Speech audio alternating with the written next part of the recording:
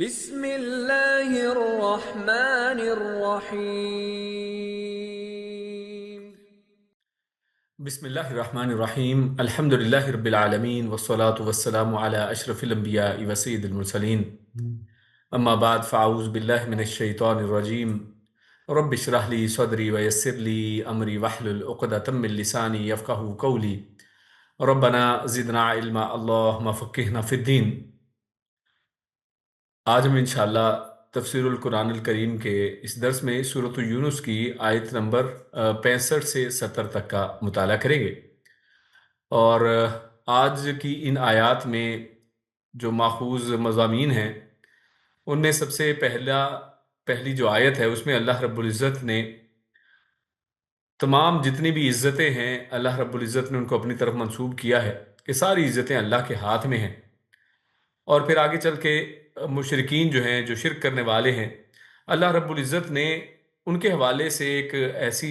زبردست بات کی ہے کہ یہ اصل میں مشرکین جس کی بھی عبادت کرتے ہیں، جس کی بھی پیروی کرتے ہیں، وہ اصل میں کیا ہے؟ کیا وہ واقعی جن کی پیروی کرتے ہیں وہ الہ ہیں یا نہیں ہیں؟ تو اللہ رب العزت نے اس حوالے سے بات چیت کی ہے،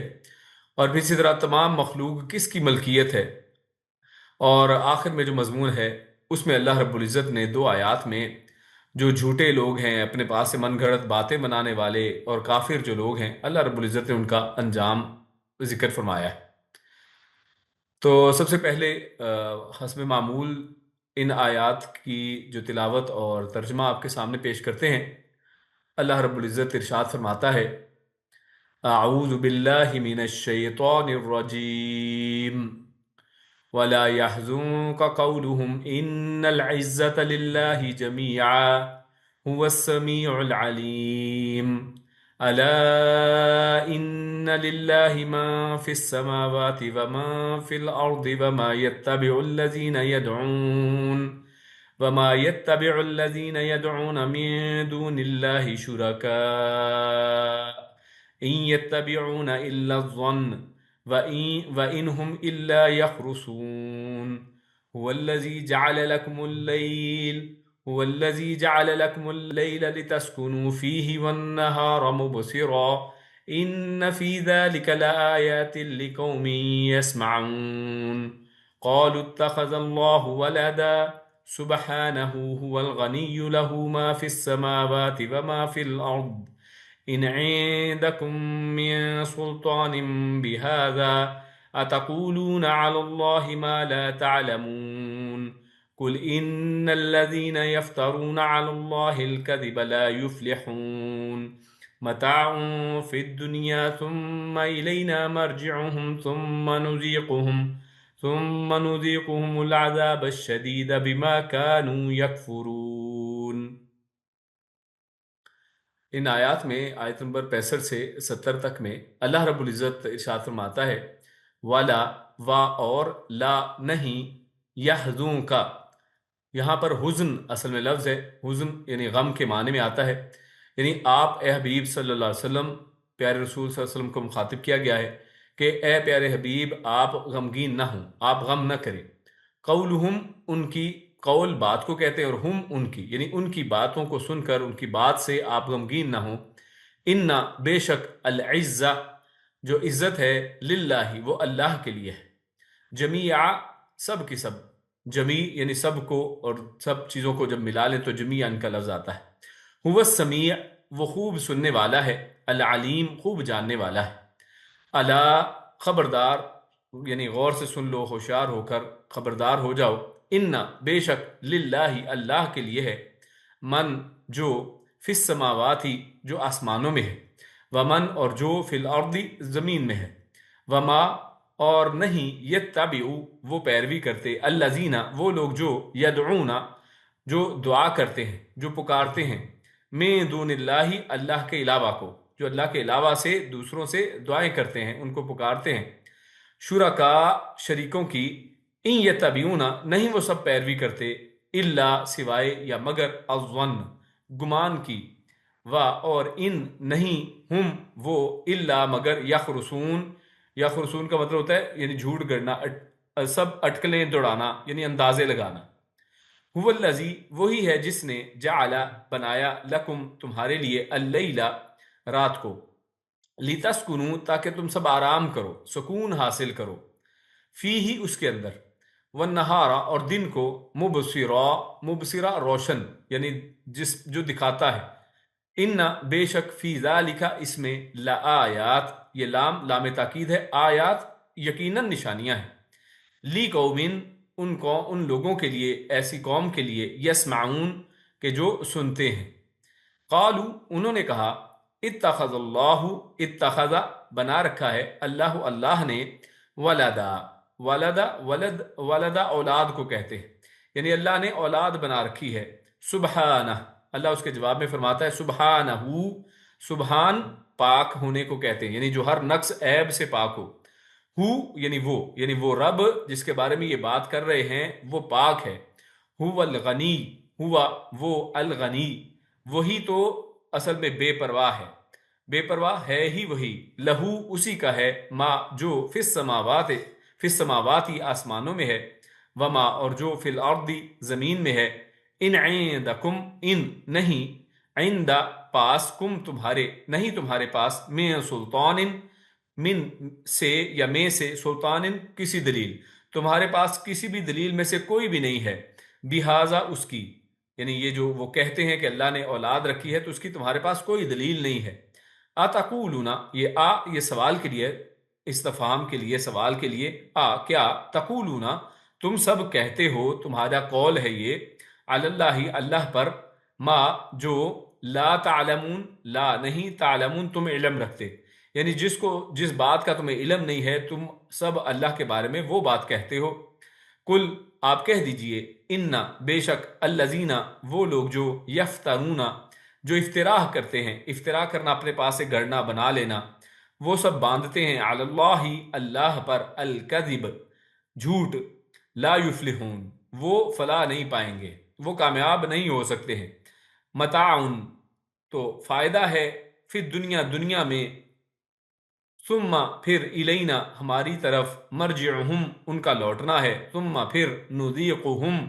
نذیق ذائقہ یعنی چکھائیں گے ہم انہیں العذاب عذاب الشدید سخت پھر ہم انہیں سخت عذاب کا مزہ چکھائیں گے بما ساتھ اس کے جو یعنی اس وجہ سے جو کانو وہ سب تھے یکفرون کفر کرتے یعنی ان کے کفر کرنے کی وجہ سے اللہ رب العزت فرماتے ہیں ہم انہیں سخت عذاب کا مزہ چکھائیں گے تو یہ ہمارے سامنے آیات تھیں آیت نمبر 65 سے 70 اور اس حوالے سے اگر ہم دیکھیں تو ربط کلام کو دیکھا جائے تو پچھلی دفعہ آیت نمبر 62 سے 64 تک ہم نے مطالعہ کیا تھا اور ان آیات میں ہمارے سامنے اولیاء اللہ جو ہیں اللہ کے ولی اللہ کے نیک لوگ اللہ کے جو دوست ہیں ان کے حوالے سے بات چیت ہوئی تھی کہ اللہ رب العزت نے ان کے لیے فرمایا کہ ان کو نہ دنیا اور آخرت کوئی خوف اور غم ان کے لیے نہیں ہے ان کو کوئی خوف و غم نہیں ہوگا نہ اس جہان میں نہ اگلے جہان میں اور وہ ہر غم و پریشانی سے محفوظ رہیں گے تو اللہ رب العزت نے ان کو یہ خوشخبری عطا فرمائی خوشخبری دی اور اگر آپ دیکھیں تو اولیاء اللہ کی اگر کوئی شخص فہرست بنائے تو ان میں سب سے اوپر کون آئے گا یقیناً اس میں سب سے اوپر جو ہیں وہ انبیاء ان کی جماعت آئے گی یعنی ایسا نہیں کہ اولیاء اللہ وہ نبیوں سے ہٹ کر کوئی اور لوگ ہوں گے ہاں ان کے بعد اللہ کے نبی صلی اللہ علیہ وسلم کے صحابہ کرام ہیں یا اسی طرح پہلی قوموں میں بھی اسی طرح جو لیک لوگ تھے اپنے انبیاء کی پیروی کرنے والے تو یقیناً یہ سب اولیاء تھے تو ربط کلام اگر دیکھیں تو پچھلی دفعہ جیسے اولیاء اللہ کے حوالے سے اللہ رب العزت نے بات کی کہ اولیاء اللہ کو اللہ نے ہر پریشانی غم سے محفوظ رکھنا ہے تو آج جو ان آیات کو ہم پڑھ رہے ہیں تو یہاں پر رسول اللہ صلی اللہ علیہ وسلم کو اس حوالے سے اصل میں خوشخبری دی گئی ہے کہ جس طرح اللہ رب العزت عموماً تمام اللہ کے ولیوں کی مدد کرتا ہے اللہ رب العزت ان کو دنیا آخرت میں غموں پریشانیوں سے نجات دلاتا ہے تو اسی طرح انبیاء تو بالاولا اس کے لائق ہیں کہ اللہ رب العزت ان کو ہر طرح کی پریشانی غم اور ان سے حزن سے تکلیفوں ان سے غموں سے اللہ محفوظ رکھے تو در حقیقت یہ اصل میں رسول اللہ صلی اللہ علیہ وسلم کو ایک تسلی دی ہے جو اللہ نے فرمایا نا وَلَا يَحْزُنْكَ قَوْلُهُمْ کہ ان کی باتیں آپ کو غمگین نہ کریں تو اللہ کے پیارے حبیب صلی اللہ علیہ وسلم کو تسلی دی گئی ہے کہ آپ کو دشمنوں اور ان کی جو ہرزہ سرائی ہے ان سے غمزدہ نہیں ہونا چاہیے ان سے دل برداشتہ نہیں ہونا چاہیے کیونکہ آپ سب سے زیادہ اللہ کے قریب اور اس کے محبوب ہیں، آپ اللہ کے سب سے بڑے ولی تو آپ ہیں۔ تو اس وجہ سے اللہ رب العزت نے جیسے ہی اولیاء کی بات کی تو اس کے فوراً بعد رسول اللہ صلی اللہ علیہ وسلم کو بھی اس غم سے خصوصی طور پر بھی جو ہے اس غم سے بے فکر ہو جانے کے بارے میں ہدایت فرمائی۔ تو اللہ تعالیٰ نے رسول اللہ صلی اللہ علیہ وسلم کو تسلی دی کہ دشمنوں کی باتیں، اور وہ کیا باتیں کرتے تھے دشمن، رسول اللہ صلی اللہ علیہ وسلم کو طرح طرح کے تانے دیا کرتے تھے، اللہ کے نبی صلی اللہ علیہ وسلم کو جادوگر کہتے، حتیٰ کہ آپ کو دیوانہ کہتے، کذاب کہتے، جھوٹا کہتے، اور ان سب سے رسول اللہ صلی اللہ علیہ وسلم کو یقیناً بڑی تکلیف اور غم اور رنج پہنچتا تھا۔ تو اللہ رب العزت نے آپ کے اسی غم کو اس کا یہاں پر مداوع کیا ہے۔ اللہ رب العزت نے فرما دیا کہ آپ کو ان کے تکلیفوں سے، ان کی باتوں سے غمگین ہونے کی ضرورت نہیں، اور آگے فرما دیا ان العزت للہ جمیعا، کہ اس کی وجہ بھی ساتھ بتا دی، کیوں؟ کیونکہ اللہ رب العزت آپ کو یہ فرما رہے ہیں کہ آپ غمگین نہ ہوں، کیونکہ اللہ رب العزت کی ذات وہ ذات ہے کہ جس کے ہاتھ میں، جس کے لیے ساری کی ساری عزت ہے، ساری عزت ہے ہی اصل میں اللہ کے لیے۔ تو یہ کافر جو اپنے آپ کو عزت دار سمجھتے ہیں اور آپ صلی اللہ علیہ وسلم کو اور صحابہ کرام کو نعوذ باللہ یہ عزت دار نہیں سمجھتے تھے، تو اللہ رب العزت فرماتا ہے کہ عزت کو بانٹنے کا ٹھیکہ ان کے پاس نہیں ہے،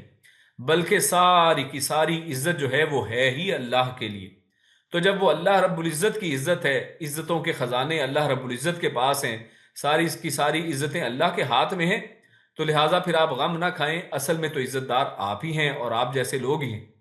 تو غم اگرچہ ایک طبعی چیز ہوتی ہے، یعنی نیچرلی انسان کو جب کوئی بات، کوئی اس کو تکلیف دہ باتیں سننی پڑتی ہیں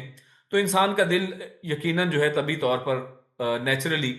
وہ تھوڑا اس کے اندر جو ہے نا کہنے غم کی کیفیت پیدا ہوتی ہے،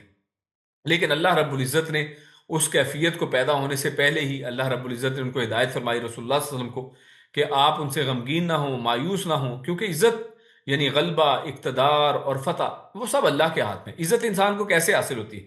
یا تو انسان جو ہے اس کا غلبہ ہوتا ہے سب کے اوپر، تو ظاہر ہے عزت دار قومیں یعنی جو ہیں جو غالب قومیں ہوتی ہیں، جو مغلوب ہوتی ہیں وہ اصل میں ان کی عزت کوئی نہیں ہوتی۔ آج مسلمانوں کا حال دیکھ لیجئے،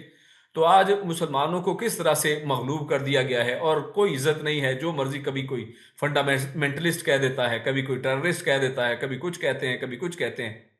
تو یہ ساری چیزیں کیوں؟ غلبہ نہ ہونے کی وجہ سے۔ تو اللہ رب العزت فرماتے ہیں کہ غلبہ تو اللہ کے ہاتھ میں ہے، یعنی ہر چیز، عزتیں جن چیزوں سے ملتی ہیں ان میں سے ایک غلبہ ہے، تو یہ بھی اللہ کے ہاتھ میں ہے۔ اسی طرح اقتدار ہے اور اسی طرح فتوحات ہیں، تو یہ سب اللہ کے ہاتھ میں ہے،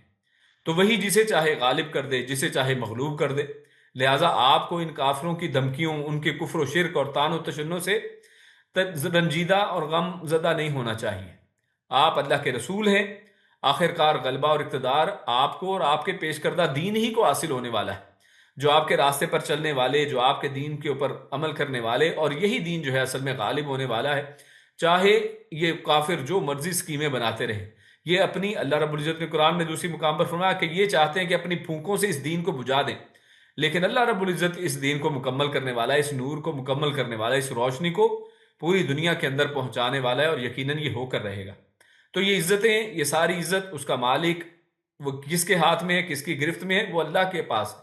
تو لہٰذا غمزدہ ہونے کی نہ مسلمانوں کو ضرورت ہے، ہاں ہم سب کو اپنا اپنا رول ضرور پلے کرنا ہے،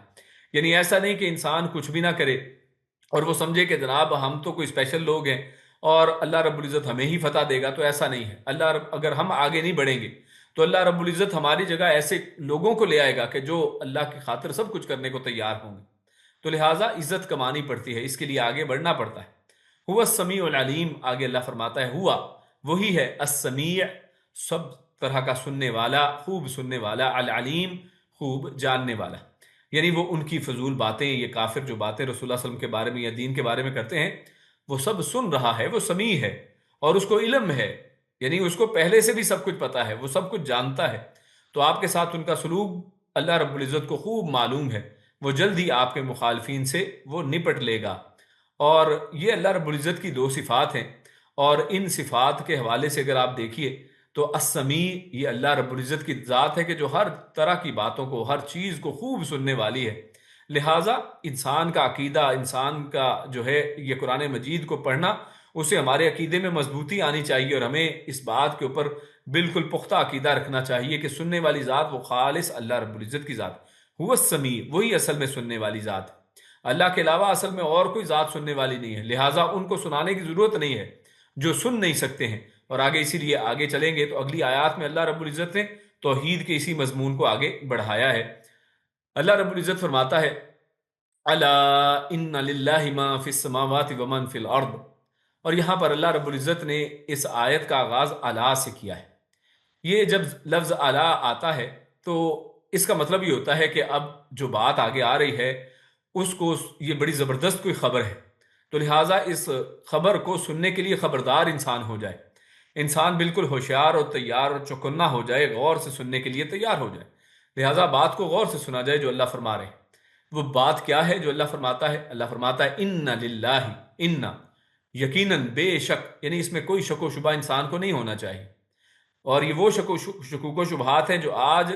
مسلمانوں میں اور غیر مسلموں میں، کافروں میں، ہندوؤں میں اور مشرک جو لوگ ہیں ان سب نے یہ پھیلا رکھے ہیں، اور یہ اصل میں اپنے دھندے چلانے کے لیے وہ شکوک و شبہ پھیلاتے ہیں کہ اللہ رب العزت ہماری سنتا نہیں ہے۔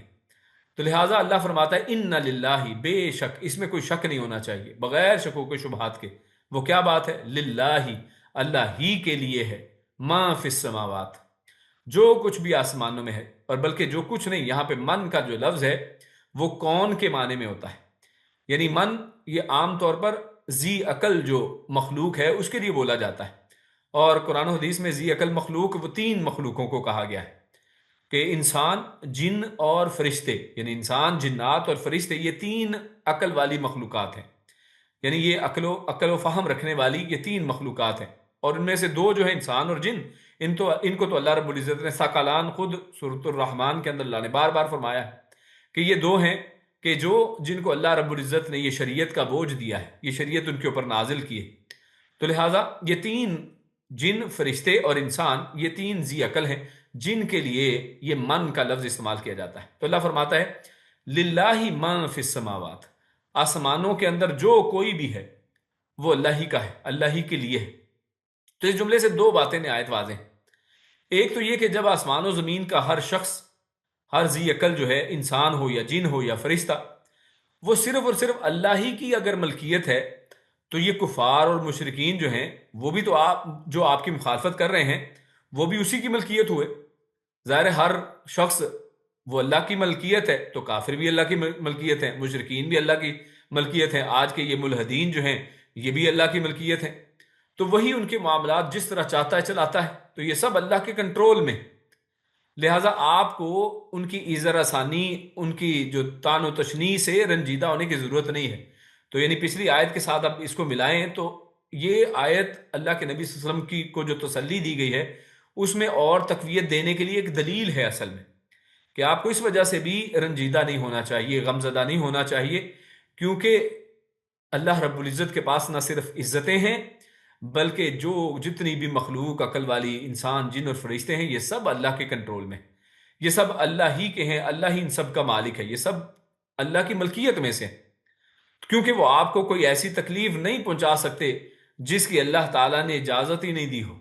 اور اس میں اللہ تعالیٰ کی کوئی حکمت نہ ہو، یعنی وہ اتنی ہی تکلیف پہنچا پاتے ہیں کہ جتنی تکلیف اللہ رب العزت کے حکمت کے تابع ہوتے ہوئے اللہ رب العزت نے آپ کے نصیب میں لکھ رکھی۔ دوسری یہ کہ جب یہ تینوں افضل مخلوقات اللہ تعالیٰ ہی کی ملکیت ہیں تو پھر باقی چیزیں جیسے پتھر ہیں، بت ہیں، دریا ہیں، درخت ہیں، یہ دھاگے، یہ جانور، یہ قبریں، یہ تو بدرجہ اولا اس کی ملکیت ہے، یعنی ہر چیز ہی جو آسمانوں میں، ومن فی الارض، اور جو زمین میں ہے، آسمان و زمین میں جو کوئی بھی ہے، اور اگر جو کچھ بھی ملا لیں، یعنی جو بے جان اور بے عقل مخلوقات کو بھی اس میں شامل کر لیں، تو ہر چیز اللہ رب العزت کی یقیناً ملکیت ہے۔ تو پھر کتنی بے عقلی کی بات یہ ہے کہ مالک کو چھوڑ کر مملوک کی پرستش کی جائے، مالک کو چھوڑ کر مملوک سے ڈرا جائے، اس سے خوف کھایا جائے، اس لیے اس کے ساتھ ہی شرک کی اللہ رب العزت نے یہاں پر تردید فرمائی ہے، جیسا کہ امام شوکانی اور ابن کثیر رحمہ اللہ نے یہ نقطہ نکالا ہے۔ اور آگے اللہ فرماتا ہے وَمَا يَتَّبِعُ الَّذِينَ يَدْعُونَ مِن دُونِ اللَّهِ شُرَكَاءَ، یعنی حقیقتاً تو کوئی بھی اللہ کا شریک نہیں ہے۔ یہاں پہ اللہ کیا غور کیجئے فرماتا ہے وَمَا يَتَّبِعُ، نہیں پیروی کرتے، الَّذِينَ، وہ لوگ جو، یدعون، وہ پکارتے ہیں، من دون اللہ، اللہ کے علاوہ کو، نہیں وہ پکارتے شرکا، شریکوں کو، یعنی حقیقت میں کوئی بھی اللہ کا اصل میں جو شریک ہے ہی نہیں، اس لیے جن کو بھی پکارتے ہیں وہ اللہ کے شریک نہیں ہیں۔ اللہ نے یہاں پہ فرمایا ہے جن جن کو بھی یہ اللہ کے سوا پکارتے ہیں ان میں سے کوئی بھی اللہ کا شریک نہیں ہے۔ تو یہ کہا جائے کہ فلاں اللہ کا شریک ہے، تو مملوک مالک کا شریک کیسے ہو سکتا ہے؟ شراکت داری کے لیے آپ کی پارٹنرشپ میں کوئی نہ کوئی حصہ ہوتا ہے نا۔ شراکت داری کسے کہتے ہیں؟ یہ بزنس میں بھی ہوتی ہے شراکت داری۔ تو اس میں کیا ہوتا ہے کہ دو اگر شریک ہیں، دو شراکت دار ہیں، تو کوئی 50-50 یا 10-90 یا کوئی نہ کوئی تو ان کی پرسنٹیج ہوگی نا، 1 اور 99 کی بھی پرسنٹیج ہو تب جا کے کہیں کوئی شخص جو ہے شریک بن سکتا ہے، ورنہ شراکت داری کس طرح کی ہے؟ تو سب تو اللہ رب العزت نے فرمایا کہ سب اللہ کے ہیں، للہ اللہ کے لیے ہیں، سب کا مالک اللہ ہے، سب کا خالق اللہ ہے۔ تو جب سب کا مالک اور خالق اللہ رب العزت ہے تو اس کی جو ملکیت میں ہے وہ پھر اسی کی مخلوقات میں شریک کیسے بن سکتے ہیں؟ تو یہ بالکل عقل کے خلاف اور بالکل بے ڈھنگی قسم کی بات ہے اگر کوئی شخص یہ کہے کہ جناب یہ شرکا ہے۔ تو لہٰذا جن کی یہ پھر پیروی کرتے ہیں پھر وہ کیا ہے؟ یعنی اللہ نے تو صاف انکار کر دیا کہ جن کو بھی یہ اللہ کے علاوہ پکارتے ہیں یہ شریک اصل میں ہیں ہی نہیں، ان کی شراکت داری کا اللہ نے انکار ہی کر دیا ہے کہ یہ اصل میں کسی طرح کے کوئی شریک نہیں ہے۔ اور اسی طرح اس کا دوسرا معنی بھی کیا گیا ہے، یعنی یہ جو جملہ ہے وما یتبع الذین یدعون، تو اس میں یہ بھی کہا گیا، بعض علماء نے کہا کہ یہ جو ما ہے اس کا مطلب نہیں کا معنی نہیں ہے، نفی والا ما نہیں ہے، بلکہ یہ سوال والا استفہامیہ ما ہے۔ گویا کہ معنی یہ ہوگا کہ جو لوگ اللہ کے سوا شرکا کو پکارتے ہیں آخر وہ کیا چیز ہے جسے وہ پکار رہے ہیں؟ وما یتبع الذین، یعنی کس کی وہ پیروی کرتے ہیں، کس کی وہ پیروی کر رہے ہیں؟ یدعون من دون اللہ شرکا، یعنی شریک بنا کر جن کو اللہ کے علاوہ یہ پکار رہے ہیں یہ کس کی پیروی کریں؟ وہ کیا چیز ہے، وہ ہے کیا؟ تو کیونکہ کسی شریک کا تو وجود ہی نہیں ہے، یعنی انہوں نے بنا لی ہیں، خود سے گڑے ہوئے ہیں، لیکن اصل میں تو کوئی شریک ہے ہی نہیں اللہ کے ساتھ، تو شریک اور شراکت داری کا کوئی وجود نہیں ہے۔ پھر خود ہی اس سوال کا اللہ نے جواب بھی دیا ہے کہ وہ آگے جو اللہ نے فرمایا ان یتبعون، نہیں وہ اتباع کر رہے الا الظن، یعنی اللہ نے جواب بھی بتا دیا کہ اگر یہ سوال یہ ہے کہ پھر یہ وہ کس کی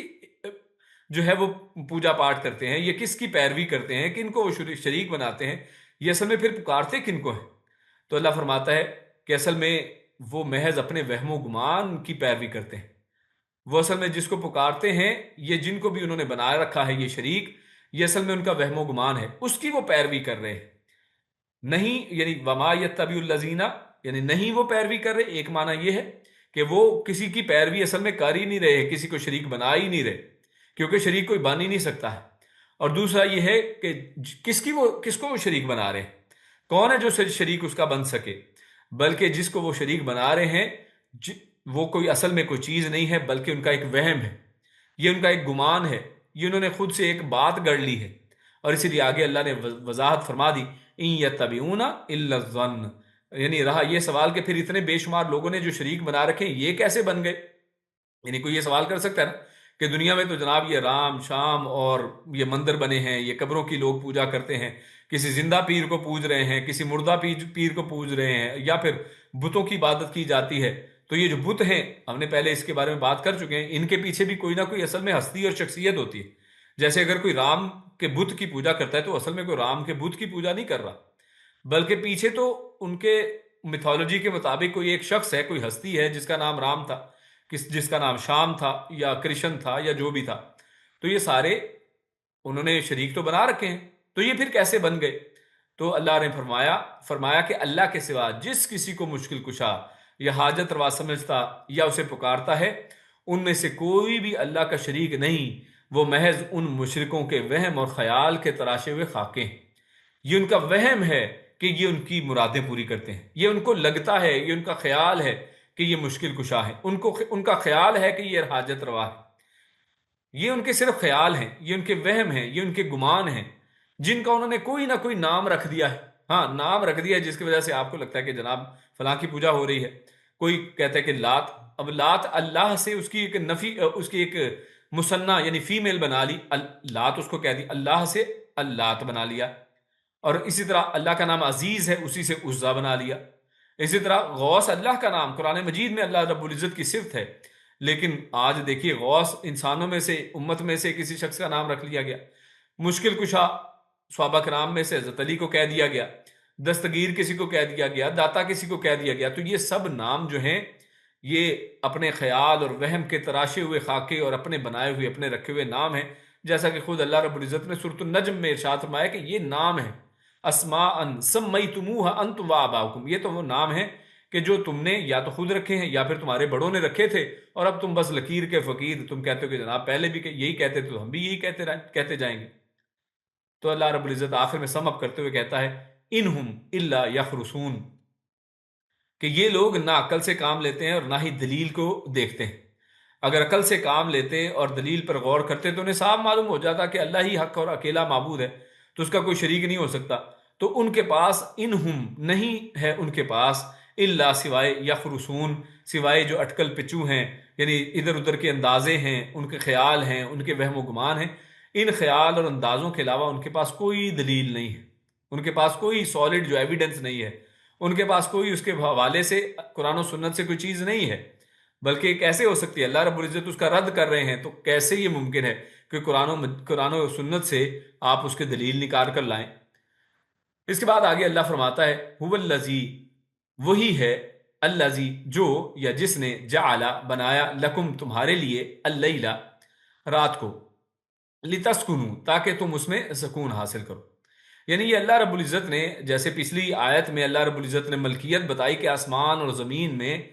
جو کوئی بھی ہے، من کا لفظ استعمال کیا، جو کوئی بھی ہے وہ سب اللہ کی ملکیت ہے. تو اللہ رب العزت نے اپنے حوالے سے مزید یہاں پر وضاحت کی ہے کہ هو الذی، وہی ہے، یعنی اللہ کی نعمتیں اللہ رب العزت نے اور شمار کی ہیں. اللہ رب العزت نے اپنی جو بڑائی اور بیان کی ہے یہاں پر کہ وہی ہے کہ جس نے تمہارے لیے رات کو سکون کا باعث بنایا ہے، سکون والی رات بنائی، وہی اس کا خالق ہے. تو اللہ رب العزت کی تخلیقات دیکھیے کہ انسان جو تخلیق کرتا ہے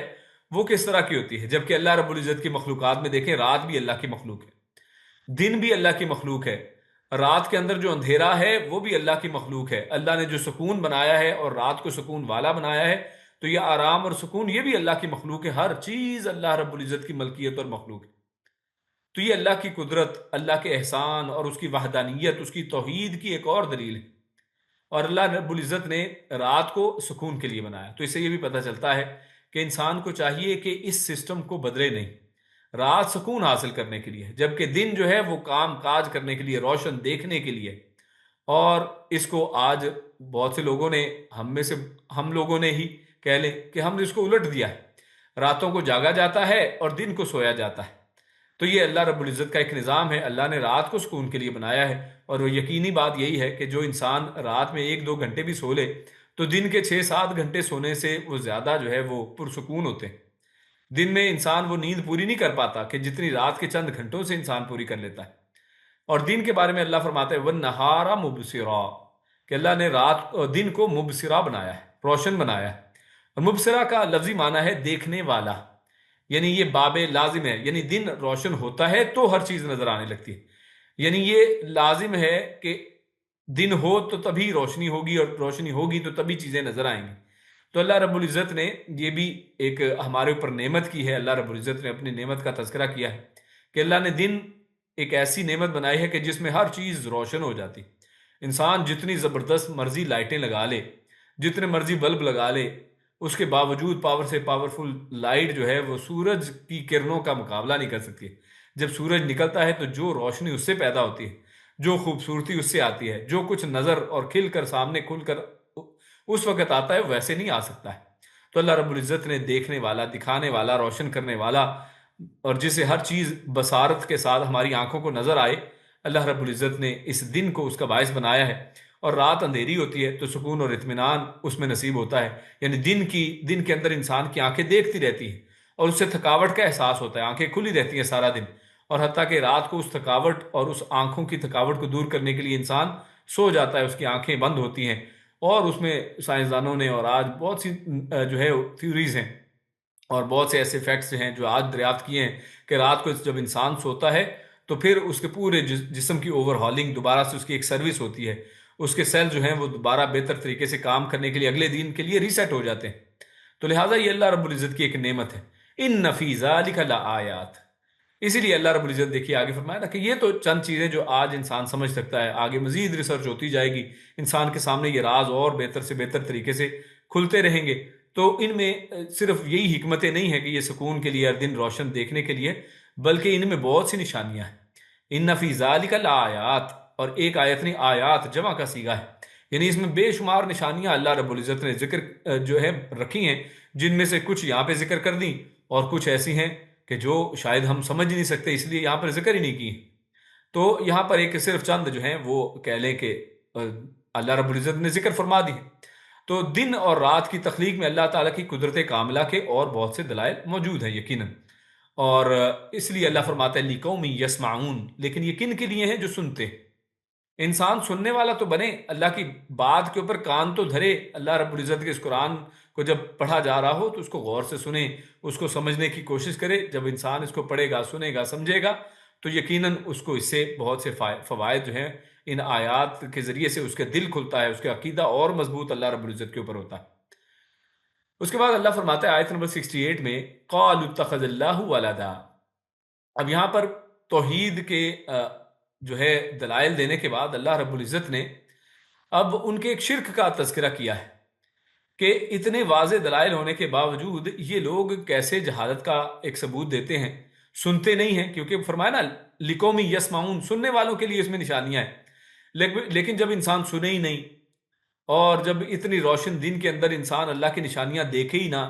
تو پھر اس کا کیا کیا جا سکتا ہے؟ تو ایسے لوگ جو ہیں وہ اللہ کے اوپر بہت بڑے بڑے جھوٹ باندھتے ہیں، اور ان جھوٹوں میں سب سے بڑا جھوٹ جس کے بارے میں قرآن میں اللہ رب العزت ایک جگہ پہ فرماتا ہے کہ یہ ایسا بڑا جھوٹ ہے کہ اگر یہ پہاڑوں کے اوپر یہ آئے تو وہ اس سے ریزہ ریزہ ہو جائیں، اور ان کے دل بھی، یعنی وہ بھی جو ہے اس سے خوف سے، خشیت سے وہ ریزہ ریزہ ہو جائیں۔ تو اللہ رب العزت فرماتا ہے قَالُوا اتَّخَذَ اللَّهُ وَلَدًا، انہوں نے یہ کہا کہ اللہ رب العزت نے اولاد بنا رکھی ہے، اور اللہ رب العزت نے اس کا جواب بھی دے دیا سبحانہ، وہ تو پاک ہے اس سے۔ تو یہاں ان کے ایک اور غلط عقیدے اور باطل خیال کی اللہ نے تردید کی ہے۔ مشرکین جو ہیں وہ آپ جانتے ہیں کہ فرشتوں کو اللہ کی بیٹیاں قرار دیتے تھے، اور صرف مشرکین ہی نہیں بلکہ اس ریس میں عیسائی اور جو یہودی یہ دونوں بھی شامل ہیں۔ یہود جو ہیں وہ عزیر علیہ السلام کو، اور عیسائی جو ہیں مسیح علیہ السلام یعنی حضرت عیسیٰ علیہ السلام کو اللہ کا بیٹا قرار دیتے تھے، اور ان کے اس عقیدے کی بنیاد چونکہ محض وہی جیسے پہلے اللہ نے بیان فرمایا نا کہ ظن کے اوپر تھی، صرف گمان اور اپنے پاس سے بنائی ہوئی خیالات ہیں، اپنے تخمینے، اپنے اندازے ہیں، تو اس لیے یہاں اللہ رب العزت نے ان یتبعون الا الظن کے تحت اس کی بھی تردید فرما دی۔ یہ جو پیچھے فرمایا تھا نا کہ وہ جس کی بھی پیروی کر رہے ہیں اصل میں وہ کوئی ایویڈنس نہیں ہے، وہ کوئی دلیل تو ان کے پاس ہے نہیں، بلکہ وہ اصل میں صرف اپنے وہم و گمان ہی کی پیروی کر رہے ہیں۔ ان وہم و گمان میں سے ایک یہ بھی ہے کہ یہ لوگ اللہ رب العزت کے حوالے سے یہ کہتے ہیں کہ اللہ رب العزت نے اولاد بنا رکھی، اور اللہ نے اس کا جواب دیکھیے کتنے پیارے انداز میں اور سبحانہ کے لفظ کے ساتھ دیا ہے۔ یہ سبحانہ کا لفظ ایسا عظیم زبردست لفظ ہے کہ جس کا مطلب اصل میں یہ ہے کہ اللہ رب العزت ہر نقص، ہر عیب، ہر ایسی چیز سے پاک ہے کہ جو محتاجی والی اور عیب والی ہو، اور سبحانہ یعنی وہ پاک ہے اس تمام اس طرح کی باتوں سے۔ وہ ذات، وہ اللہ رب العزت کی ذات، وہ بالکل پاک ہے، وہ مستثنا ہے ایسی چیزوں سے، اور ساتھ ہی بلکہ یہ بھی فرما دیا هو الغنی، یعنی نہ صرف وہ پاک ہے بلکہ وہ بے پرواہ ہے، اس کو تو ان چیزوں کی ضرورت ہی نہیں ہے۔ غنی کہتے ہیں یعنی جس کے پاس خود اتنا ہو کہ اس کو کسی چیز کی ضرورت ہی نہ ہو، وہ بے پرواہ ہو جائے۔ اسی لیے تو بہت امیر شخص ہونا اور بہت خرچ کرنے والا ہو تو اس کو غنی کہتے ہیں، جیسے عثمان رضی اللہ تعالیٰ عنہ کے ساتھ غنی کا لفظ لگایا جاتا ہے کہ اتنا انسان مالدار ہو کہ جب وہ خرچ کرے تو اس کو پرواہ نہ ہو کہ میں نے کتنے کا بل آیا ہے، کتنے پیسے دیے ہیں، کتنے پیسے رہ گئے، اس کی فکر ہی نہیں ہے اس کو۔ تو وہ یعنی مالا مال ہے جس کے پاس تمام دنیا آسمان کے خزانے ہیں، ہر چیز اسی کی ملکیت ہے، تو ظاہر ہے هو الغنی۔ اور یہ ان کے شرک کو رد کرنے اور صرف اکیلے اللہ کے غنی ہونے کی دلیل ہے۔ اللہ کے علاوہ کوئی غنی نہیں ہے، اور غنی کا کیا مطلب ہم نے بتایا؟ بے پرواہ ہونا۔ صرف امیر ہونا غنی کا مطلب نہیں ہوتا۔ ہمارے مسلم اور پاکستانی انڈیا معاشرے میں غنی نارملی مال و دولت کے اعتبار سے لفظ جو ہے وہ سمجھا جاتا ہے، جبکہ غنی کا اصل معنی ہے کہ جو شخص بے پرواہ ہو، جس کو کسی پرواہ ہی نہ ہو،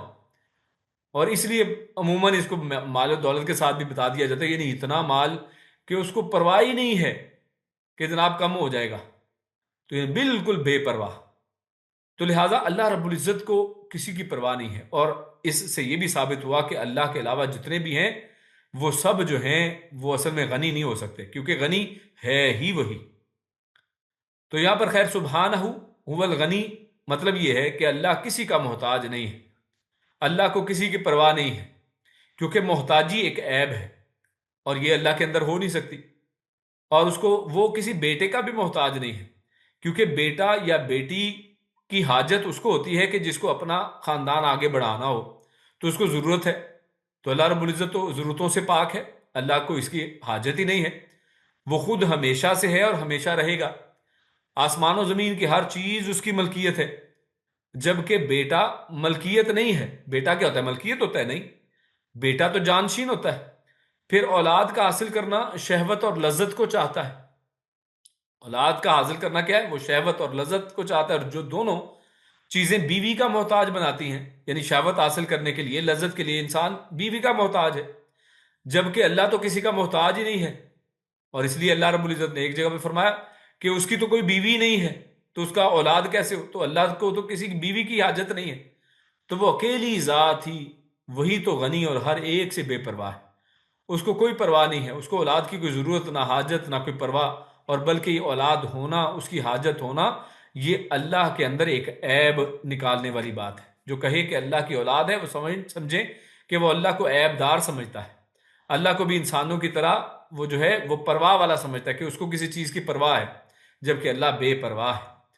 اور یہاں پر مفسرین نے، اہل لغت نے هو الغنی کے لفظ کے پر بات کی ہے۔ وہ کہتے ہیں ہوا کے بعد الغنی پر الف لام لا کر اس کا معنی کیا بنتا ہے کہ ہے، یعنی یہی اصل میں ہے۔ اس کا معنی ہے کہ اس کے سوا کوئی غنی بے پرواہ ہے ہی نہیں۔ هو الغنی، وہی صرف غنی ہے، یعنی وہی صرف غنی ہے، اس کے علاوہ کوئی غنی ہو ہی نہیں سکتا۔ اس دنیا کے اندر جتنی بڑی سے بڑی کوئی ہستی آ جائے، اور آپ مجھے رسول اللہ صلی اللہ علیہ وسلم سے بڑی کوئی ہستی بتا سکتے ہیں؟ نہیں، اس دنیا کے اندر مخلوقات میں اللہ کے نبی صلی اللہ علیہ وسلم سے بڑی ہستی کوئی نہیں ہے۔ اور لیکن رسول اللہ صلی اللہ علیہ وسلم جو ہیں، ان کے پاس بھی نرینہ اولاد آئی اور فوت ہو گئی۔ یعنی غور کیجئے، کیا کوئی بے پرواہ ہے اللہ کے علاوہ؟ کوئی بھی نہیں ہے۔ ایک نبی جو ہے وہ بھی اصل میں اس کو وہ بھی محتاج ہے، وہ بھی اللہ رب العزت اس کو اولاد دے، اس کو اولاد نہ دے، دے کر واپس لے لے، یہ سب حاجت کی نشانیاں ہیں کہ تمام انبیاء، نہ صرف رسول اللہ صلی اللہ علیہ وسلم بلکہ تمام انبیاء اللہ کے در کے فقیر ہیں۔ اللہ نے خود قرآن مجید میں ارشاد فرمایا، اور خود انبیاء کی دعائیں اللہ نے قرآن میں ذکر کی ہیں کہ جو اللہ رب العزت سے دعائیں مانگتے ہیں کہ ہمیں اولاد عطا کی جائے، ہمیں وارث عطا کیے جائیں، یعنی تمام انبیاء جو ہیں وہ اللہ کے محتاج ہیں۔ تو جب انبیاء اللہ کے محتاج ہیں، تو اس کے بعد اگر کوئی شخص جرت کر کے کسی ولی کو کہے کہ جناب فلاں ولی محتاج نہیں ہے، وہ بے پرواہ ہے، تو یہ بہت بڑی جرت کی بات ہے۔ اور یہ اتنی بڑی جرت ہے کہ اللہ رب العزت کے ساتھ شرک کرنے سے بھی نہیں ڈرتے ہیں، کہ اللہ رب العزت کے علاوہ کسی اور کو بھی بے پرواہ سمجھ لیتے ہیں۔ تو اصل میں بے پرواہ ذات ہے ہی صرف ایک، باقی سب محتاج ہیں۔ اللہ رب العزت کسی چیز کا محتاج نہیں ہے۔ ان عندکم من سلطان بہذا، اور مزید رد اور انکار کے لیے فرمایا کہ ان کے پاس اس کی قطعاً کوئی دلیل نہیں ہے۔ ان عندکم من سلطان بہذا، اس کی ان کے پاس کوئی دلیل ہے ہی نہیں۔ اور سلطان ایسی دلیل کو کہتے ہیں جو دلیل قطعی ہو۔ سلطان یعنی جس کے مقابلے میں کوئی دلیل نہ لائی جا سکتی ہو۔ تو اللہ فرماتا ہے کہ اللہ رب العزت کی یہ دیکھیے واضح آیات ہیں، اس کے سامنے ان کے پاس کوئی واضح دلیل نہیں ہے، یعنی دلائل تو گھڑ گھڑ کے لاتے ہیں، جھوٹی باتیں بنا بنا کر لاتے ہیں، لیکن وہ سلطان نہیں ہے۔ یعنی دلیل کوئی شخص پیش کرے، ضروری نہیں کہ دلیل ہونا وہ حق پہ ہونے کی علامت ہو۔ غور کیجئے نا، شیطان نے بھی دلیل دی تھی اپنے سجدہ نہ کرنے کی۔ تو صرف دلیل ہونا ضروری نہیں ہے، بلکہ دلیل کا صحیح اور سچ اور حق ہونا ضروری ہے۔ دلیل ہو تو وہ سچی اور صحیح کھری دلیل ہو، اور اس سچی اور کھری دلیل کو سلطان کہتے ہیں، ٹھیک ہے نا، اس کو برہان اور سلطان کہا جاتا ہے۔ اور اللہ رب العزت نے جب کہہ دیا کہ ان کے پاس اس کی کوئی دلیل ہی نہیں ہے، تو پھر اگر کوئی دلیل لے کے آتا ہے تو پھر کیا اس کو کیا کہیں گے آپ؟ یعنی اس کا مطلب وہ فراڈ ہے، وہ جھوٹ ہے، وہ کوئی دلیل اصل میں ہے ہی نہیں۔ تو اس سے معلوم ہوا کہ ہر وہ بات، اور یہ بڑی زبردست بات ہے، اس کے اوپر امام شوکانی رحمہ اللہ کا یہ جو تبصرہ ہے بڑا زبردست تبصرہ ہے، اور اس کے اوپر جو ہے امام آلوسی نے بھی اصل میں تبصرہ کیا ہے۔ تو وہ کہتے ہیں کہ اس سے معلوم ہوا کہ ہر وہ بات جس کے ساتھ اس کی دلیل نہ ہو وہ توجہ کے قابل ہی نہیں ہوتی۔ یعنی ہر وہ بات جس کے ساتھ اس کی دلیل نہیں ہے نا، وہ توجہ کے قابل ہی نہیں ہے کہ اس کے اوپر توجہ کی جائے، اس کے اوپر کوئی غور و فکر کیا جائے، یعنی وہ اہمیت کے قابل ہی نہیں ہے، اس کی طرف توجہ کرے ہی نہ، دیکھے ہی نہ، اس کا جواب دینے کی ضرورت نہیں ہے جس کے پاس کوئی دلیل نہ ہو۔ یعنی اس کا مطلب یہ ہوا کہ انسان جب بھی کوئی بات کرے تو اس کے ساتھ اس کی دلیل ہونی چاہیے۔ صرف اپنے خیال، اپنے وہم کہ مجھے یہ لگتا ہے، ہم میں یہ ہے، یہ کوئی دلیل نہیں ہے کہ ہم میں یہ ہے، ہمارے معاشرے میں اس طرح سے، یہ کوئی دلیل نہیں ہے۔ یعنی اس میں قرآن و سنت، جب ہم دین کی بات کریں تو قرآن اور سنت سے، صحابہ کرام کے فہم سے ہمارے سامنے کوئی نہ کوئی دلیل ہونا ضروری ہے، اور اگر دلیل مانگی جائے تو پیش کرنا ضروری ہے۔ یعنی یہ نہیں کہ جناب آپ کون ہوتے ہیں دلیل مانگنے والے۔ یعنی بعض آج یوٹیوب میں ویڈیو موجود ہیں، میں کوئی مہینہ پہلے ایک ویڈیو اس طرح کی دیکھی کہ وہ کہتے ہیں کہ آج نا لوگوں یعنی جیسے ہم جیسے لوگوں نے نا چوڑ کر دیا ہے کہ آج لوگ دلیل مانگتے ہیں۔ یعنی آج ایسے کئی ہیں نا، آپ کو جانتے ہیں کہ ایسے کئی فقے ہیں کہ جن میں پہلے تو یہ لوگوں نے دلیل کا مانگنے کا سلسلہ ہی نہیں رکھا تھا، یہ رواج ہی نہیں تھا، اور اب لوگ آہستہ آہستہ دلیل مانگنا شروع ہو گئے کہ جناب یہ جو آپ بات کر رہے ہیں، ہم نے تو قرآن و سنت میں یہ سنا ہے، یہ دیکھا ہے، یہ پڑھا ہے،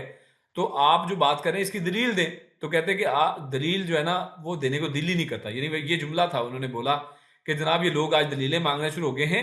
یعنی آج ہم سے دلیلیں لوگ مانگتے ہیں، جبکہ ہم آپ کو بیان کر رہے ہیں، بس سمجھ لیں بات ہم نے جو کہہ دی ہے۔ تو ہم جب دلیل دیتے ہیں تو یعنی دل پہ بڑا پتھر رکھ کے دلیل دینی پڑتی ہے، ورنہ دلیل یعنی ہم تو چاہتے ہیں کہ دلیل کوئی مانگے ہی نہ ہم سے۔ تو امام شوکانی کہتے ہیں کہ ہر وہ بات جس کے ساتھ اس کی دلیل نہ ہو توجہ کے قابل نہیں ہوتی۔ خیر آگے اللہ فرماتا ہے اَتَقُولُونَ عَلَى اللَّهِ مَا لَا تَعْلَمُونَ، یعنی یہ نہایت مبالغے کے ساتھ ان کے گمان کی اللہ نے ایک اس جملے میں تردید کر دی ہے کہ کیا وہ اللہ رب العزت کے اوپر علی اللہ ہے نا، اللہ کے اوپر، یعنی ایک بہتان باندھنے والی بات، اللہ کے اوپر وہ ایسی بات کہتے ہیں، یعنی اللہ کے اوپر ایک ایسا بہتان باندھتے ہیں، ایسا الزام لگاتے ہیں، ما لا تعلمون، جس کا ان کو علم ہی نہیں ہے،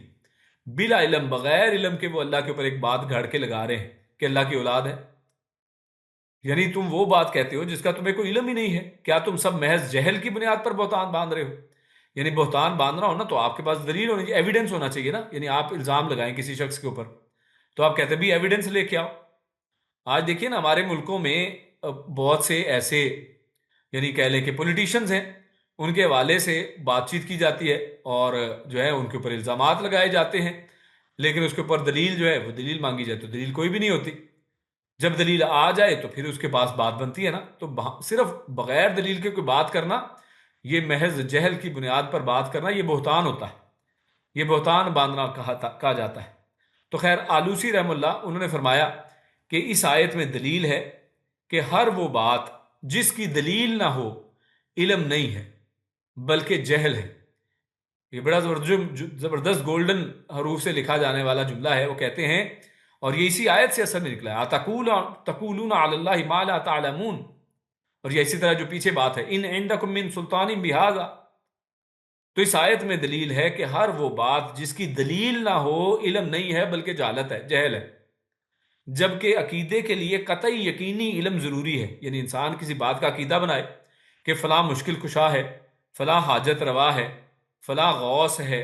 اور فلاں کتب ہے۔ یہ دیکھیں نا لوگوں نے یہ کتنی باتیں، عقیدے والی باتیں ہیں، یہ عقیدے رکھے ہوئے ہیں ان کے ساتھ کہ جناب فلاں جو ہے وہ ہر چیز کو دیکھتا ہے، فلاں نے دنیا کو سنبھال کے رکھا ہوا ہے، فلاں داتا ہے، فلاں بچے دیتا ہے، فلاں اولاد دیتا ہے، فلاں ڈوبی ہوئی کشتیوں کو پار لگاتا ہے۔ تو یہ سارے عقیدے کی باتیں ہیں۔ تو امام آلوسی وہ کہتے ہیں کہ جبکہ عقیدے کے لیے قطعی یقینی علم ضروری ہے، اس کے لیے ایک قطعی یقینی علم ہونا چاہیے، اور یہ کہ تقلید کا ہدایت سے کوئی تعلق نہیں۔ غور کیجیے، امام آلوسی نے تو بہت بڑی بات یہ کی ہے کہ تقلید کا یعنی آنکھیں بند کر کے، تقلید کہتے ہیں گلے کے اندر پٹا ڈالنے کو، کہ گلے میں انسان نے کسی کا پٹا ڈال دیا، اب رسی اس نے پکڑ لی اور لے جانے والا آپ کو کہیں پہ بھی لے جائے، جہاں جہاں لے جائے گا آپ پیچھے پیچھے چلتے چلے جائیں گے۔ اس کو کہتے ہیں تقلید، آنکھیں بند کر کے بغیر دلیل کے کسی کی بات کو سننا اور اس کے اوپر جو ہے اس کو سچ سمجھنا، یہ تقلید کہلاتا ہے۔ اور وہ کہتے ہیں کہ تقلید کا ہدایت سے کوئی تعلق نہیں ہے، یعنی ہدایت وہ جہالت کے اپوزٹ چیز ہے، اور جہالت وہ غیر دلیل ہوتی ہے اور تقلید کی طرح ہوتی ہے کہ آنکھیں بند ہیں بس پیچھے پیچھے چل رہے ہیں، جبکہ علم وہ بالکل اس کے اپوزٹ چیز ہے جہالت سے، اور علم ہو تو وہ تقلید نہیں ہوتی ہے، کیونکہ آپ تو یعنی اگر کسی شخص نے آپ کو ایک حدیث سنائی اور پھر کہا کہ اس کے اوپر عمل کریں تو یہ تقلید نہیں ہے، آپ تو حدیث کو مان رہے ہیں، آپ تو حدیث کے پیچھے چل رہے ہیں، تو لہٰذا یہ تقلید یہ بے علمی اور جہالت کا سبب ہے اور اس کو ظاہر کرتی ہے، جبکہ جو ہے وہ تقلید نہ کرنا بلکہ دلائل کی روشنی میں بات کرنا یہ علم کی طرف جو ہے وہ رہنمائی کرتا ہے۔ تو قرآن مجید نے کئی جگہ اہل باطل سے دلیل کا مطالبہ کیا اور فرمایا قل ہاتوا برہانکم ان کنتم صادقین، یعنی یہ تو اللہ کا رب العزت کا یہ سنت ہے، یہ اللہ کا طریقہ کار ہے کہ انسان دلیل مانگے۔ اللہ فرماتا ہے کہ لاؤ برہان، اگر تمہارے پاس کوئی دلیل ہے تو لے کے آؤ اگر تم سچے ہو، یعنی اس میں لڑائی کی تو کوئی بات ہی نہیں ہے، ہمارا آپ کا کسی بات میں تنازع ہو گیا، اوکے، ہو سکتا ہے تنازع، انسان سوچ کہیں پہ بھی کچھ بھی کام کر سکتی ہے، لیکن بات تو یہ ہے کہ دلیل لائی جائے، اگر آپ سچے ہیں تو اس کے اوپر برہان لے کر آئیں، واضح قطعی دلیل اس کے اوپر ہونی چاہیے۔ تو یہ اللہ رب العزت کا فرمان ہے، اور یہ صرف ایک جگہ پہ نہیں بلکہ سورۃ الانبیاء کی آیت نمبر 24 میں، سورۃ النمل آیت نمبر 64 میں، سورۃ القصص آیت نمبر 75 میں، سورۃ البقرہ آیت نمبر 111 میں، یہ بہت سارے مقامات ہیں قرآن مجید میں اللہ رب العزت نے بہت دفعہ، اور یہ بھی چند مقامات کا تذکرہ یہاں پر کیا گیا ہے، اللہ رب العزت نے بار بار برہان، دلیل، سلطان لانے کا مطالبہ کیا کہ اگر تم سچے ہو تو دلیل لے کر آؤ۔ اور اس کے بعد آخری جو دو آیات آج کے درس کی، اس میں اللہ فرماتا ہے قل، آپ فرما دیجیے پیارے حبیب، ان الذین یفترون علی اللہ الکذب لا یفلحون، کہ یہ جو لوگ اللہ رب العزت کے اوپر جھوٹ باندھ رہے ہیں نا، یہ کبھی فلاح نہیں پائیں گے۔ یعنی دنیا میں آپ ان کو چاہے کامیاب ہوتا دیکھ لیں کہ جناب ان کا ہی پلڑا بھاری ہے، آج جیسے دیکھ لیں یہ کفار کا مسلمانوں کے مقابلے میں ہمیشہ پلڑا بھاری آج کل نظر آتا ہے، تو اللہ فرماتا ہے لا یفلحون، یہ جنہوں نے اللہ کے اوپر جھوٹ باندھے ہیں نا، کیا عیسائیوں نے، یہ جو آج کے عیسائی بھی ہیں، اللہ کے اوپر جھوٹ نہیں باندھا؟ کیا یہ جو یہودی ہیں، کیا انہوں نے اللہ کے اوپر جھوٹ نہیں باندھ رکھا؟ تو یہ جو جھوٹے لوگ ہیں لا یفلحون، وہ کبھی فلاح نہیں پائیں گے۔ تو دنیا میں عارضی طور پر یہ ممکن ہے، جیسے اللہ نے اگلی آیت میں کیا فرمایا، متاع فی الدنیا، یہ دنیا میں ان کا ایک حصہ ہے، یعنی زیادہ سے زیادہ یہ ہے کہ اللہ پر بہتان باندھ کر دنیا کا تھوڑا سا فائدہ اٹھا لیں گے دنیا کے اندر، یا کچھ دن جو ہے وہ مزے سے جی لیں گے،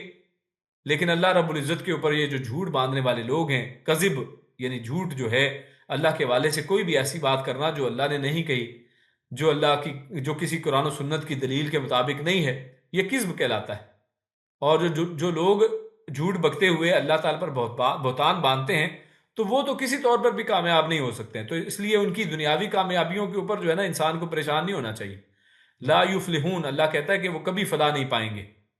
فلاح ان کے لیے ہے ہی نہیں اصل میں، متاع فی الدنیا ہے اصل میں، یعنی جس سے انسان کو اصل میں مسلمانوں کو بعض کا دھوکہ ہوتا ہے نا، کہ ہم کہتے ہیں کہ جناب ان کے ملک دیکھیں کیسی ترقی ہو رہی ہے، کیسی ڈیولپمنٹ ہے، کیا کچھ ہے، تو یہ دنیا کا متاع فی الدنیا ہے، یہ دنیا کے اندر کچھ فائدہ ہے، متاع یہ نکرہ ہے، اور نکرہ یعنی یہ بہت تھوڑی سی چیز کے بارے میں، یعنی یہ دنیا کا ایک بہت معمولی بڑا حقیر قسم کا یہ فائدہ ہے۔ تنوین جو ہے وہ تقلیل کے لیے، قلت کے لیے ہوتی ہے، کیونکہ ساری دنیا بھی حاصل کر لینا تو وہ ختم ہونے والی ہے، جتنی ساری دنیا کے بھی مالک بن جائیں، پوری دنیا کے اوپر یہ قبضہ کر لیں، چاہے گریٹر اسرائیل بنا لیں، کچھ بھی ہو جائے، اگر یہ سب ہو بھی جائے تو کتنی دیر رہے گا؟ کیا یہ حکمران اتنی دیر رہیں گے؟ کیا یہ یہودی اتنی دیر زندہ رہیں گے؟ کیا دنیا ہمیشہ ایسی ہی ہوگی؟ کبھی اوپر نیچے تو ہوتا ہی رہتا ہے، یعنی ایک زمانے میں جو ہے مسلمانوں کا پلڑا بھاری تھا، تو پھر اس کے بعد عیسائیوں کا پلڑا بھاری ہو گیا، تو کبھی یہودیوں کا ہو گیا، تو یہ اوپر نیچے ہوتا رہتا ہے، اور اللہ رب العزت اس طرح جو جوڑتا ہے، تو بعض اوقات یہی حالات، یہی ایونٹس جو ہوتے ہیں، ایسی معاملات بعض اوقات جو جوڑنے کے لیے ہوتے ہیں، اور واقعی امت جو ہے جاگ جاتی ہے، تو اللہ اس کی حکمتوں کو بہتر جانتا ہے۔ تو یہ دنیا کا ایک تھوڑا سا فائدہ مختصر وقت کے لیے ہے، ثم الینا مرجعہم، اللہ فرماتے پھر ہماری طرف لوٹنا ہے، اور یہ بہت بڑی ڈانٹ ہے اصل میں، یہ جملہ زبردست قسم کا جملہ ہے کہ دنیا کے اندر جو فائدہ ہے یہ تو دنیاوی ایک تھوڑا سا فائدہ نا، یہ اصل میں بعض اوقات یہ بیٹ ہوتی ہے، یہ اصل میں بعض اوقات پھنسانے کا، ان کو پکڑنے کا ایک طریقہ ہوتا ہے، رسی کو ڈھیلی کرنے کا ایک انداز ہوتا ہے، کہ جو کچھ بھی حاصل کر لیں اصل میں اپنے تکبر میں، اپنے اس جس کے اندر وہ جو یعنی کہہ لیں گے اس کے ان کی ذہنوں کے اوپر جو طاقت اور اس کا نشہ جو سوار ہے، یہ اصل میں ان کی ان حرکتوں کو اور زیادہ بڑھاتا چلا جاتا ہے، اور حتیٰ کہ اللہ رب العزت کا عذاب ان کے اوپر سچ ثابت ہو جاتا ہے۔ لہذا یہ ایک بے وقت سی اور تھوڑے سے وقت کے لیے قلیل سی یہ کامیابیاں ہیں، پھر انہیں واپس تو ہمارے ہی پاس آنا ہے۔ الینا،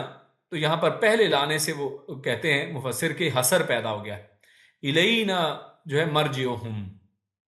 یعنی جس کا مطلب یہ ہے کہ کہیں اور نہیں جا سکتے، ہماری ہی طرف ان کو لوٹنا ہے۔ یعنی یہ لوٹنے کا کوئی دوسرا راستہ تلاش نہیں کر سکتے کہ ہم نہیں جاتے۔ جیسے بعض ہندو ہوتے ہیں نا، ہندو کیا کرتے ہیں، وہ اپنی لاشوں کو مرنے کے بعد جلا دیتے ہیں کہ جناب جب جل گیا ہوگا بندہ، اس کی راکھ ہم نے پانی میں بہا دی ہوگی تو کون اس کو اکٹھا کرے گا۔ وہ سمجھتے ہیں کہ اس طرح سے شاید ہم زندہ دوبارہ ہونے سے بچ جائیں گے، تو ایسا نہیں ہو سکتا ہے۔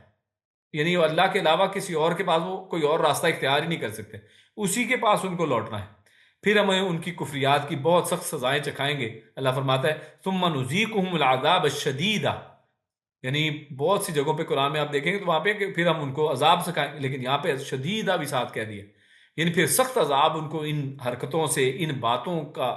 خمیازہ بھگتنا پڑے گا۔ جو اللہ کے اوپر جو بہتان باندھتے ہیں کہ اللہ رب العزت کے کوئی شریک ہیں، اللہ نے کوئی اولاد بنا رکھی ہے، تو ان کے اس کفر کی وجہ سے شدید عذاب جو ہے ان کا جو ہے انتظار کر رہا ہے، اس کا جو ہے ان کو چکھنا ضرور پڑے گا، وہ عذاب ان کو ضرور سہنا پڑے گا۔ اور یہ عذاب جو ہے اللہ رب العزت ہم سب کو ان جہنم کے عذاب سے اور تمام آخرت کی تکلیفوں سے محفوظ رکھے۔ اللہ رب العزت ہمیں نیک عمل اور اچھی سمجھ کی توفیق عطا فرمائے، اور اللہ رب العزت ہماری زندگیاں جو ہیں وہ بھی اسلام کے اوپر اور اللہ رب العزت کی توحید کو سمجھ کر اور علم کے ساتھ، جہل سے دوری کے ساتھ، اللہ رب العزت ہماری زندگیوں کو اس انداز میں گزارنے کی توفیق دے۔ اور اسی طرح جو رمضان میں ہم نے جو اعمال کیے، یہ جو ٹوٹے پھوٹے اعمال تھے، اللہ رب العزت اپنی بارگاہ میں ان کو قبول فرمائے، اور اللہ رب العزت ہمیں ان جھوٹوں میں نہ لکھے، بلکہ اللہ رب العزت اللہ کی تصدیق کرنے والے